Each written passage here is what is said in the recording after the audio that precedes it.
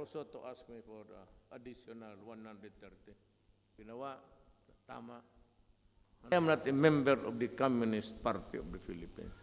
Yung sila ang gusto ng armed struggle Gusto nila kununin yung gobyerno sa away.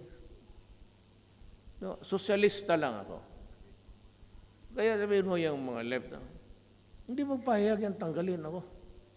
Kailan lang yan sila nakikipag-usap sa atin? Ngayon lang. They're talking in Oslo with Bebot, ang negotiator natin, pati si Doresa. Ngayon, baka next, pagbalik niya sa Pasko, dala-dala niya ang ceasefire. Kasi naghingi siya na plus 120 more. Sabi ko, but I have conceded too much even too soon. Nandiyan na yung mga malalaking nila. Chamson, kausap ko pa sa Davao.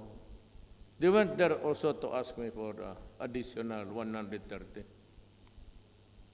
Sabi ko, no, I'm sorry. You bring me a document which says that there would be ceasefire. Do not put a timeline. Then i-release ko yan pag nakuha ko. Ayan ang usapan namin. Kunin niya, i-release ko. Di anong lumabas?